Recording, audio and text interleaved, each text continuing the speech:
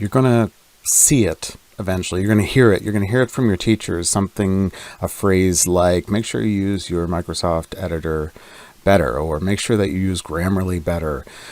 Or you may just be getting the same feedback on your writing and you're not quite sure what to do.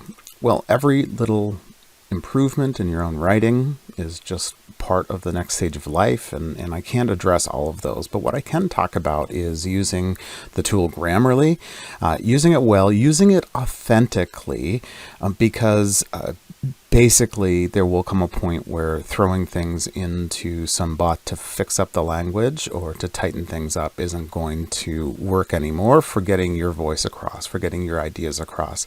And so this is a relatively brief tutorial about how to use Grammarly well.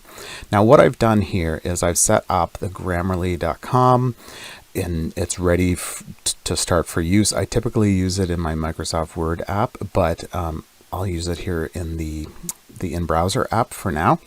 I want to note that I'm in the EDU. My organization has paid for the whole school to have the same EDU license, and that's what I'm driving it for. So I'm creating a EDU Grammarly tool. If you turn off the AI features of your Grammarly tool, it will do largely the same thing for most people. So I would encourage you to do that. A lot of the differences are analytics or things more sophisticated. What I'm talking about today will simply help you to make the paper in your voice using your words, and especially, and this is absolutely key, trying to learn to not let your tech bully you. So not let Grammarly bully you into making changes you don't want to make. And secondly, to understand the changes eventually as you learn, so that you know why you're making the changes that any of your editors might suggest. Okay, so here it is. You begin here on this page, and the new doc here, I'm just simply going to drag and drop a text here. And it should open up, and it should open up with the goals setting. That's how I have it set. A couple of things it'll warn you about is that your documents formatting's still there. You just can't see it on the screen. It makes it much simpler for them to do the thing. And it'll give you a bunch of choices about the kinds of writing that you're doing, academic, business, general, and so on. So basically, we're going to go to academic writing, and it'll give you almost no other choices, but I am using MLA for this, but that's okay because Grammarly is not very good at that. It won't make much difference.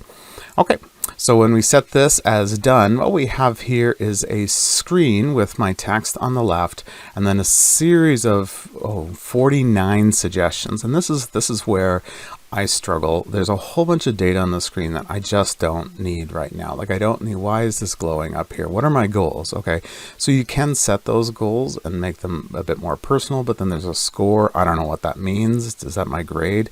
So I ignore those things.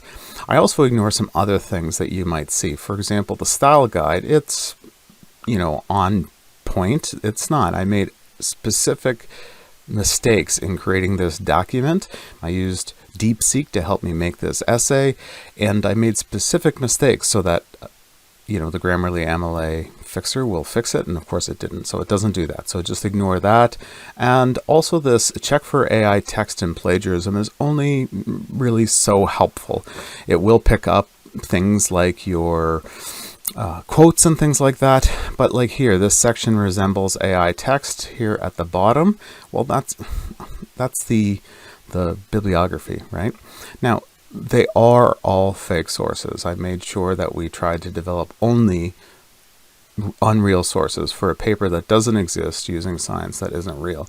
So that's probably fair that it points those out. Perhaps this can be helpful. I simply use it as a way of checking at the end. And of course, it's already forgotten that I want to do MLA, but that's okay. What I do is I stay with the suggestions and I break them up. I go really, and I focus on two things, correctness and clarity. So the first thing I do is I click on this correctness button and I go to the top, and I'm going to go ahead and just ignore the formatting things because it doesn't know what it's talking about.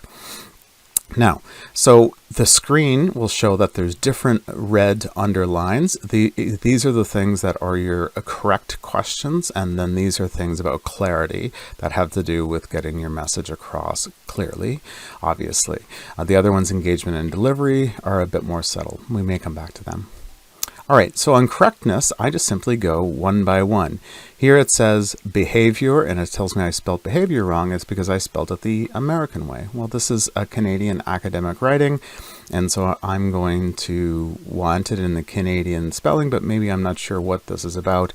I can always tell them that they've done the wrong thing about this. It's theoretically supposed to learn, but what I do when I hit that little I button, the information button, it tells me specifically what the issue is, the non-Canadian way of spelling and then the Canadian way of spelling.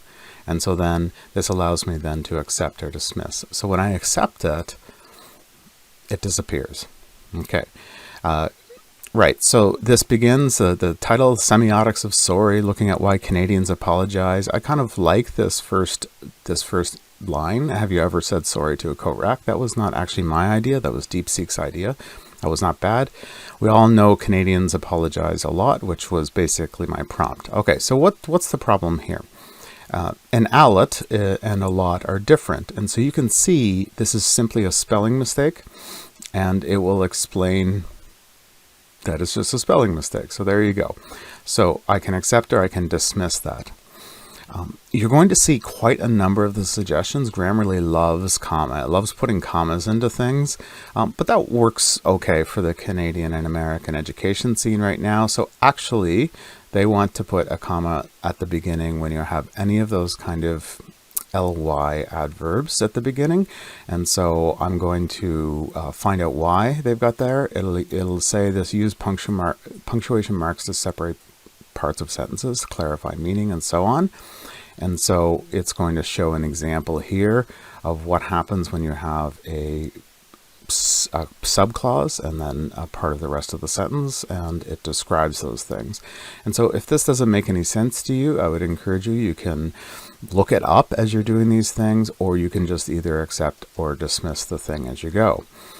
Now, this is something that a lot of students get caught on, and I would just encourage you to do this. Do you see this? I get caught in this. I get caught in things that sound the same but are different, so homonyms. So by examining its juridical, so its is that, in that case, it's representing the idea. So a pronoun. And so pronouns don't have apostrophes. That's the general rule. So these three things are wrong here. And one way to just avoid that is to just go through your paper, and wherever you see apostrophes, get rid of the apostrophes. Now, it's just that you don't need the apostrophes in a paper. They generally reduce the quality of your paper. And so that's one way of getting rid of any apostrophes that aren't possessive, so that aren't about ownership. And then you can come to the real question. In this case, hopefully it's going to show us that I've got here a contraction. We don't need contractions in a paper. And it will tell us that one of these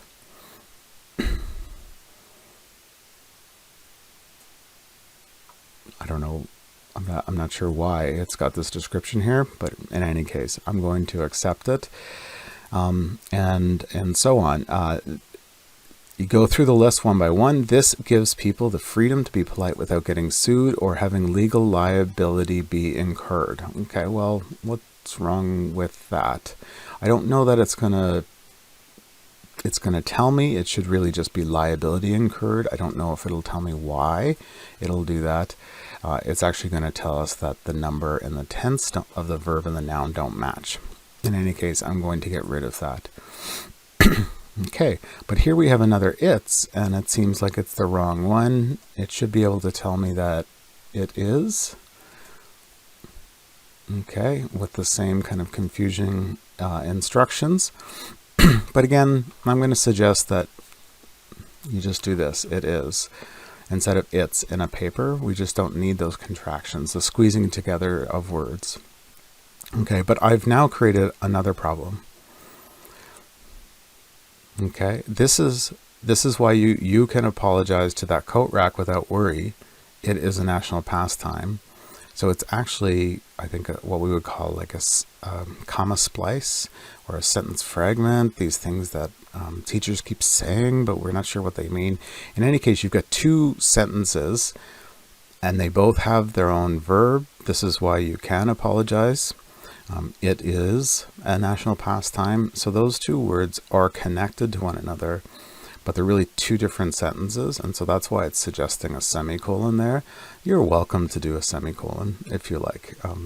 You'll probably use semicolons wrong for the most part for a while, but that's okay. Each and every citizen is thusly empowered to delve unapologetically into apologies. Okay, well, we'll come back to that sentence, I hope.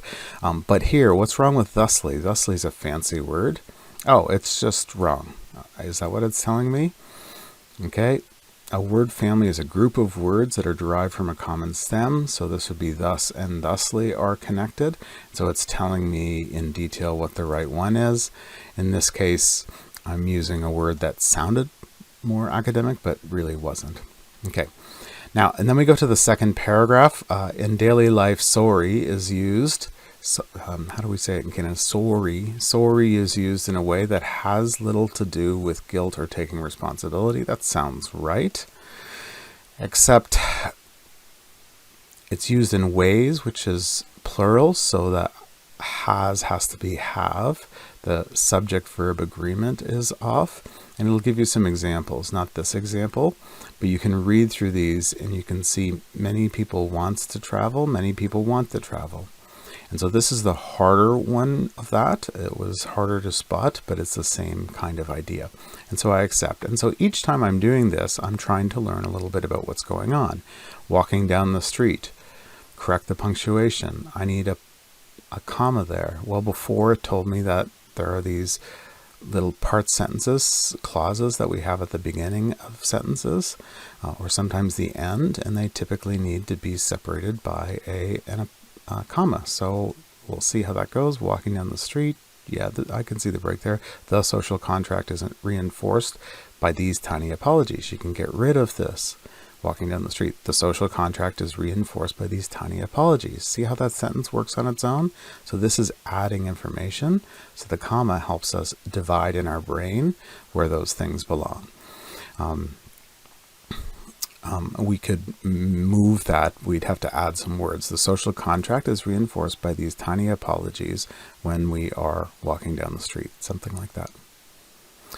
And we have this next, hopefully we'll come back to a complex matrix of unspoken civility, just this part coming back there. And as we go through here, we want to be learning from what we've already found. So here's an is. So what is that? It says correct the sentence. We have all kinds of things going wrong here. Okay. It says here that research is studying Canadian and South Korean communication is found. So that should be have found, and so that you have that fix here. That Canadians frequently use apologies situations, so I need an in, and it's got that. And then I have whereupon no clear fault exists. It's telling me I'm trying to be too academic sounding, so just where will work, and then the rest of the sentence is okay. Now this is fine. You clicked accept and it changes all the things in the sentence, but it can also do that and change things that you don't want changed. So you have to check for each one of those. Now here we have a quote, quotation. Someone is being quoted. This will be in block, kind of separated out on your page. It says the data indicates. Well, why is that wrong? Well, when we click on this, it's going to tell us subject-verb agreement. See, the thing is you and I use the word data or data as a singular or a plural, right? So all of the data is in, or when looking at this data, which might refer to one statistic. So we do that, but like officially data is plural and datum, would be singular, and then that would make sense. The datum indicates, so notice that that's correct. Unfortunately, this is a quotation. So you're going to have to decide. Don't fix this. Don't listen to Grammarly. Don't fix quotations. If you're not certain, you can leave it, or you can do what we do in the industry, and you just put in sick. So that's not like something awesome sick. This is an error sick. I don't love doing that kind of thing. I avoid it, so I would probably quote less. All right, and as we keep going through, it looks polite but points out someone else is talking. It should say points out that someone else is talking, and then to do much, that's just a misspelling. Okay. As the young people say, it's is giving passive-aggressive vibes, so probably that it is something like it's. But remember, so when you accept it, it'll go it's, but I am going to suggest that you do it is, and then you're never confused. Utilized as habitualized social practice. Now this writer is confused over praxis, which is kind of a technical term used for practice, and then the word practice, which could be spelled like this, or with a CE, which is how we typically spell it. Okay, and that's a fact. Okay, so the apostrophe was missing, but you know what? That's a fact. That's probably one that you want to leave because it's kind of a phrase. That's a fact. You want to leave that phrase. Okay, good. And now here at the end, I see that there's 2 periods, but it didn't tell me about that. Now, going back over those 3 reformat are all in the bibliography. I'm going to ignore those for this. And then we've got a punctuation problem.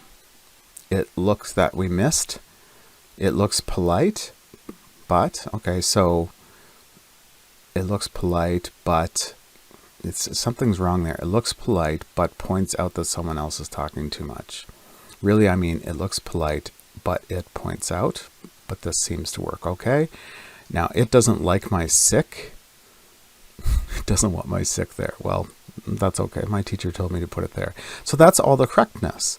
So I'm starting to learn from each of these. One of the things that I did was I made a chart so that I knew for the future. One of the things that you can do if you use ChatGPT or some other device is you can start collecting the kinds of errors that you make, and it will be able to give you a reminder about what those definitions are when you call them up. Now, Clarity is going to give you a whole different perspective on this. Now, notice if you look through, there are just as many blue problems as there were red problems. And these are the ones that this is like one step further, one step harder. And it's not going to catch everything, but it'll catch some things. So it says the Canadian story is a powerful social tool used to avoid arguments, keep the peace, and even be a little bit more aggressive in a quiet and inconsequential way. Okay, so it's telling us that the bit and the and are unimportant. So let's see what happens when we use this version. Okay, to keep the peace and even be a little more aggressive in a quiet, inconsequential way. Okay, all right, that looks good. I am curious if any of the other systems will catch this, because when I look at this, all right, see under delivery, it's going to tell you don't do contractions. It's going to say get rid of the contractions, right? Because you're doing an academic piece, you want to get rid of the contractions. What does it say about a little more? To be even more aggressive. Even be more aggressive. Why not a little more? I kind of like a little more. Anyway, coming back to Clarity, one thing that I would want to point out, though, is that, like in that sentence, a quiet and inconsequential way, how can it be more aggressive in an inconsequential way? That means something that doesn't happen. So this is not going to catch just errors. That's a word that I added because I just wanted to sound more important. But it's going to, if you double click it, it will give you some synonyms or things that mean the same. So it'll give you close ones, insignificant, unimportant, or ones that are a little tighter in, petty, negligible. In all of these, I don't think I really just need this word. I think that it would be better if I just erase this word. Okay. And good. Let's carry on. A tripartite analytical benchwork is utilized to argue that sorry constitutes a fundamental and so on. Okay, so a whole bunch of stuff. But what's the blue thing here? It says here, rewrite the sentence. The sentence appears to be written in a passive voice. Consider writing in the active voice. Okay, well, let's find that out. Teachers are always talking about passive voice. Okay, and it does give examples here. It's not a grammatical error. It's about the strength of your speech. What benefits are offered versus what benefits does the company offer? Individuals will not be identified in the report versus the researchers will not identify individuals in the report. And the reason that we like the active versus the passive is that the people who are to blame or responsible are named. We, the writers, name them. It's a more powerful sentence, but it also leaves in the person that's responsible. What benefits are offered? Offered by whom? Right? Instead, what benefits does the company offer, and who is the one that's doing the identifying of individuals in the report? Well, of course, it's the researchers or the writers or whomever. And so we like to leave these in because it gives us a sense of, the power, like who owns the activity that's going on. So when it comes to this, which benchwork is utilized, okay, it's actually not giving me a way to fix the sentence. Okay, so you have to ask the question, like, well, who's utilizing this benchwork? Well, I am. So I would rewrite this sentence. I use a tripart analytical benchwork. Or I guess I want to say utilize because that's more fancy, right? Utilize a tripart analytical benchmark. Okay, now what's it trying to say? Improve your text. All right, I've got a capital letter there. And then it finds another word, incipiential. Okay, I heard that it meant to start, but I don't know really what it means. I just kind of used it in my paper, but I'm going to see what it looks like when we fix it. And incipient values. Okay, that does look better. Now, the thing is that it can't catch is I use the word benchwork, but that's not a real word, not a real word in this sentence. Framework would be a good word, or structure or something like that. And so Grammarly is not going to be able to help you this. This is when you read it aloud. This is when you use a friend to edit your work, or this is who's just going to simply say, what do you mean by a benchwork here? A benchwork means something different. Or what does discursive mean? If your teacher asks you what discursive means, can you tell them? And so that's what a friend can do. You can also set up your apps to be able to do that, to ask you those questions. Just don't let the apps fix everything. And as you go through, you're going to have the opportunity to look at each sentence and see what needs to be fixed. This word this gives many people the freedom. It's asking you the question, who does this refer to? What does this refer to? So we would say this act gives many people the freedom to be polite without getting sued. Right? And it's going to just say, why don't you use this language? It sounds better being sued or incurring legal liability instead of having it incurred. Okay, well, that looks good. All right, this next sentence, it is believed that. Also, this is passive. Is it I believe that? Well, who is it? Oh, Finstad believes this. So this would be, Finstad believes this law is very unique. Okay, well, it still wants to work on this. Okay, is it going to catch the, look at that, it tries to fix Finstad down here, but it's my mistake up here. So if I do this, will this make it better? Okay, good. Finstad believes this law is very unique by transubstantiating everyday politeness. This is a lot of nonsense, I see. Okay, but nonsense is something that you have to catch in content. I'm curious about engagement on this paragraph we've been working on. It's going to say down here for engagement, it's not a real apology. It's going to ask you for the word genuine, or it may give you other word suggestions as well. And then for delivery, it's looking pretty good in this section. Okay, so coming back to clarity, it popped us down. Coming back to clarity, that place is looking good. And so this is how we use Grammarly. First, we go word by word, sentence by sentence, trying to figure out what it wants. What is it telling us? Okay, so we can see that each and every citizen, that is correct. Like the correctness cop didn't stop us, but here, each and every citizen, why is it telling us this, right? Like, what is this? It says remove redundancy. Okay, well, look up the word redundancy. It means like extra. Redundant phrases, final outcome. I personally, where two things mean the same in academic writing, that makes sense. So, but do we mean every citizen is thus empowered, or each citizen is thus empowered? I don't know. I don't know. I'd have to know what the thing is about, right? Okay.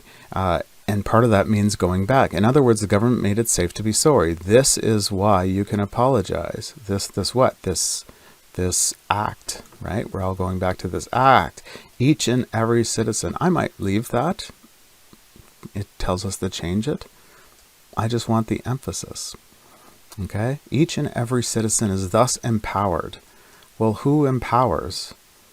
Right?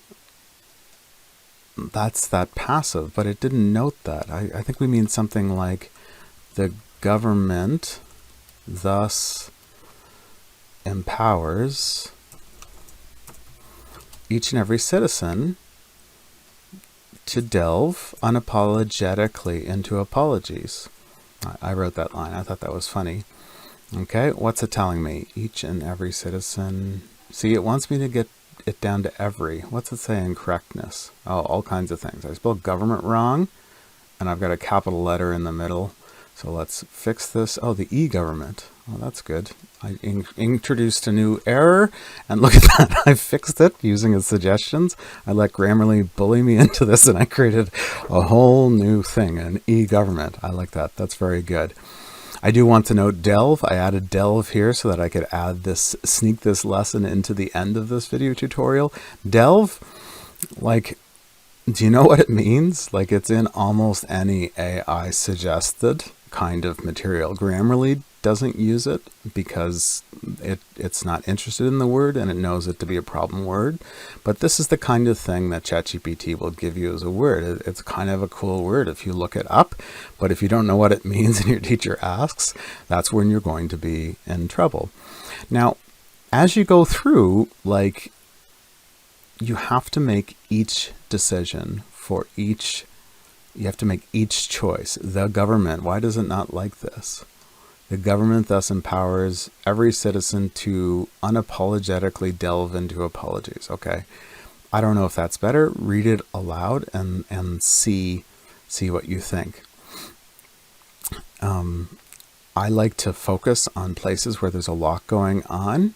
So this indicates that the lexical item, what's happening in correctness. So we've fixed all of that. What's happening in engagement? Okay, we've lost it here. Here we go. Okay, and delivery looks okay.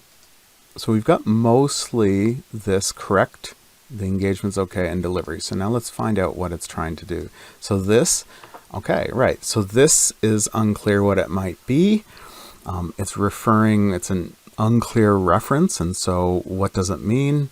This indicates that the lexical item can be utilized as a weaponizing pragmeme. Is that a real word? I don't know.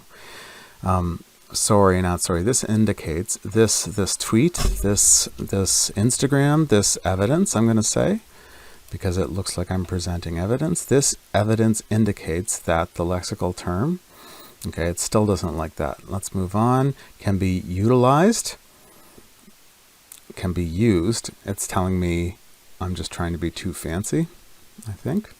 So as a pragmeme for expressing, so to express is simpler. Okay, so let's fix that and see if, but you have to go back and see if you like it. Can be used as a weaponized pragmeme to express annoyance while still seeming like a good person. Okay, I don't know what a pragmeme is yet, but it doesn't either. That's why it leaves it. Grammarly leaves it. Okay, the next one. It is our way of fighting without looking like we are fighting. I don't know. What's wrong with that? Okay, so it suggests fighting without appearing to fight. Is that better? It's easier to read aloud. It is our way of fighting without appearing to fight. It is our way of fighting without looking like we are fighting. So the meaning's the same. You have to decide which you like better. I like the suggestion that it gave better. Okay, and that's one that you could always check with like engagement and delivery to see if it's telling me these things. Delivery, I find this a bit weird. So it tells me I'm very confident in writing. I've got the word sorta here. Well, I don't know. I think I don't want that in my academic. I think the delivery is right, that it's quite apologetic. And I like that it's fixing my contractions. And so I accept these as we go. Okay. But then I come to this one. It is a key piece of our national identity. And that's a fact. I'm going to leave that that's. I like that. So next time you apologize. Okay. You are not being silly. You're participating. Okay, and so on. So I've gone through and looked at this, but nowhere has it fixed this last extra period here, even in correctness. This extra period's just sitting there. The fact that it's just no cap, a sentence, just like why it's there.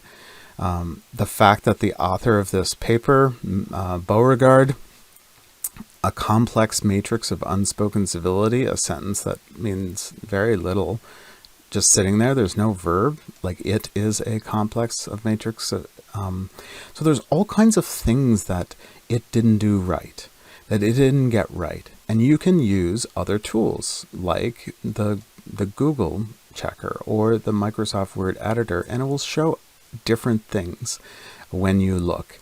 And I encourage you to do this. This is a healthy way of editing. When it comes down to the whole thing, though, we have the two goals. One is learning as we go, and two is not letting the software bully us. And I think those are still the most important principles to carry forward. You're not going to be able to get this and fix this all the first time, but over time you will learn these things. I will learn these things. And then your teachers will give you tips. Like I told my students, remove all the contractions. Well, that's in the delivery section of this paper. So that works.